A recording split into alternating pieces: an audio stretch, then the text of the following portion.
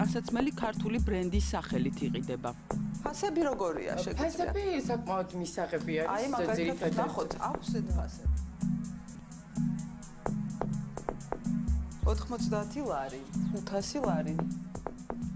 Fashion Week-ის კოლექციებიც 2015 წლის როგორც ლელასთან, ასევე ნინოსთან და არის ყოველდღიური ინფორმალის ხაზით წარმოდგენილი კაპები, ჟილეტები. რამდენად ხშირად მოიხმართ ქართულ ბრენდებს? სხვადასხვა საკმაოდ ხშირად, იმიტომ რომ ქართველებს გამოვირჩევით, განსაკუთრებული გემოვნებით, ძალიან მრავალფეროვანი არჩევანი აქვთ, მუდმივად აქვთ სიახლე და ეს მოდური ტენდენციები, რაც შემგემოვნებას აბსოლუტურად აკმაყოფილებს. მაქვს ორი ბრენდი და რატო გამოვყავი ეს ორი ბრენდი ერთმანეთისგან, ამას აგიხსნით, იმიტომ რომ მაინც ინფორმალი გადავიყვანე უფრო ცოტა დაბალ ფასიანი შედარებით ყოველდღიურ ტანსაცმელში და მინდოდა გამომეყო ეს უფრო მაღალხარისხიანი, უფრო ძვირფასი ტანსაცმელი და ამიტომ დავარქვი ახალ ბრენდს ელოში, ეს ჩემი გვარიდან არის რაღაცა აბრევიატურა ამოღებული და თან ყოფილიყო ძალიან უფრო ახლოს ჩემთან. ამბობს, რომ გაყიდვები არის, თუმცა დიდი დრო და ძალისხმევა დასჭირდა იმას, რომ ქართველი მომხმარებლის დამოკიდებულება უცხოური ბრენდების მიმართ შეცვლილიყო. აუცილებლად ჭირდება დრო. ბრენდის ჩამოყალიბებას არაფერი არ უნდა თქვენ ძალიან კარგად იცით. მე უკვე რეკლამას იკეთებ. ეს იქნება ჟურნალი, ინტერნეტ მედია, არა აქვს ამას მნიშვნელობა, ყველგან უნდა გამოჩნდეს, ყველგან უნდა იყოს. და რა თქმა უნდა, კარგს აკეთებ და თუ მოწონს ხალხს, მე უფრო კარგად რეკლამდები და უფრო საინტერესო და მოთხოვნადი ხდები შემსყიდველისთვის, ასე ვთქვათ. უპირატესობას ბრენდზე ქართველი მომხმარებელი ინდივიდუალური ტანსაცმლის ქონის სურვილით აკეთებს.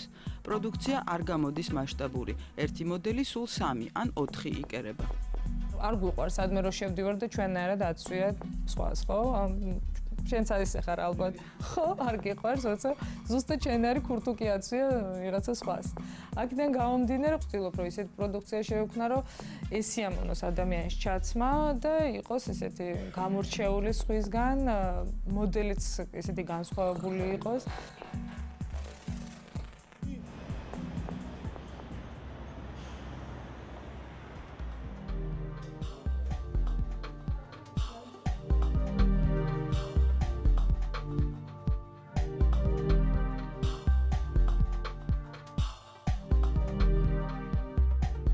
მე რო გავხსენი ეს ატელია იყო 3 წლის წინ. ანუ რეალურად საკმაოდ ცოტა დრო არის, მინდა ვთქვა, რაც დავიწყეთ. მე ამას მოყვა მაღაზიები, სხვადასხვა ადგილას რეალიზაცია ჩვენი კოლექციების. ბრენდად რომ იქცე, კარგად უნდა იყიდებოდე მოდის კვირეულებში, კონკურსებზე და შოურუმებში მუდმივად იღებდე მონაწილეობას. ბაზარზე როდესაც დაიმკვიდრებ თავს კარგად, მაგ შემთხვევაში შეგიძლია თქვა უკვე ის, რომ შენ იმდენი ქენი, რომ ბრენდად იქცა შენი სახელი. ეს უკვე რომელიც არის პროფის სახელი. ამბობს, რომ უცხოეთის ბაზარზე ხშირი გაყიდვა ეხმარება იმაში, რომ საკუთარი ბრენდი უფრო სწრაფად განავითაროს, ქართულ ბაზარს მოერგოს, რამდენიმე ხაზი შექმნას და ფასით შესაბამისი იყოს. და სულ ვცდილობთ, რომ ისეთი გავაკეთოთ, რომ იყოს ტენდენციური, იყოს მომგებიანი და არ დაჯდეს ძალიან ძვირი. მიუხედავად ამ ყველაფრისა, მაინც ვცდილობთ ქართველი მყიდველისთვის ბაზარზე მოვარგოთ უკვე იაფიანი, შედარებით იაფიანი ხაზი, რომელიც უფრო ისეთი მოხმარება არის მე მაგ შემთხვევაში.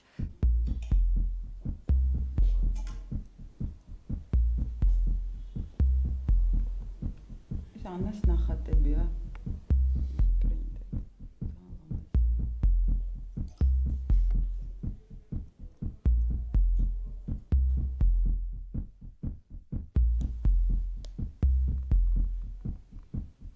მათვია ანავასკა.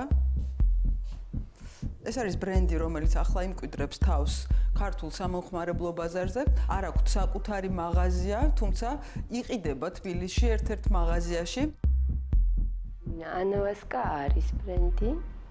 ამის ჩამოყალიბება მოხდა საკმაოდ სპონტანურად. მე თვითონ გამიკვირდა ჩემი თავისგან ისე უცებ ჩავერთე და ვიყიდეთ რაღაც ნაჭრები ესე. და გავაკეთეთ პირველი, რა ვიცი, ტანსაცმელები რაღაცები. მკვეთრად კონცეპტუალური ხაზით, მხოლოდ ბუნებრივი ქსოვილით და ინდივიდუალიზმით ბაზარზე თავის სწრაფად დაიმკვიდრეს. არ ვიცოდით რა იქნებოდა. ესეც აბსოლუტურად ესე ჩვენ გავაკეთეთ და მე დავდეთ ეს მაღაზიაში და მე რაღაცა ესე იყო რომ დაიწყვა მან გაყიდო ძალიან გვიხაროდა და ყოველი გაყიდული ნივთი რაღაც ჩემთვის ისეთი იყო რა უცებ რაღაცა სიურპრიზივით რო არ ელოდები და რაღაცა მე მგონი ძალიან გაგვიმართლა. მე თვითონ მიყვარს ტანსაცმელი, რომელსაც ვიცმევ და ეგრევე ჩემია. არ მჭირდება მიჩვევა და მორგება და კომფორტულიც უნდა იყოს. თითქოს სულ შენი იყო რაღაცა ეს. გზაც რთული აირჩიეს, დასამუშავებელი ნაჭრები, დაკუჭული ფაქტურა, ნარღვევები და ნაქარგები. ეს ყველაფერი მხოლოდ ხელით კეთდება. ავტორის არჩევნებშიც კი ბუნებრივი ნაჭრები გვაქვს, ეს რაღაც ეგეთი კონცეფტი გვაქვს და მოკლედ ამას ვცდილობ არ დავარღვიოთ და რაღაცები არის ისეთი, რომ ტენდენციური რო თქვა, რომ შეიძლება რაღაცა ჯიბია, რაღაცა ფორმა, რომ ესეთ რაც ეხლა ძალიან აქტუალურია, მაგრამ თვითონ სამწინობაში რა არ გამოდის, რომ ეს ძალიან ხიტიან რაღაცა ისე ეხლა ამას აკეთებენ და სულ ესეთია რა, არ გამოდის ესეთი რაღაცები, მაინც არ გამოგვდის რა. მოდის კვირეულებზე მონაწილეობა არ მიუღიათ. პერსონალური გამოფენის შემდეგ პირველ კოლექციაზე მუშაობენ. თვის ბოლოს ყაზახეთში შოურუმები ეწყობა მაღაზიებისთვის. ამბობენ, რომ ბრენდის პოპულარიზაციისთვის კომპრომისებზე არასოდეს სწავლენ და მომხმარებელს ისევ ექსპერიმენტებს შესთავაზებენ. მაინც ვცდილობთ, რომ ჩვენ თავთან დავრჩეთ და არ ვუყალოდეთ იმას, რაც ჩვენ მოგწონს.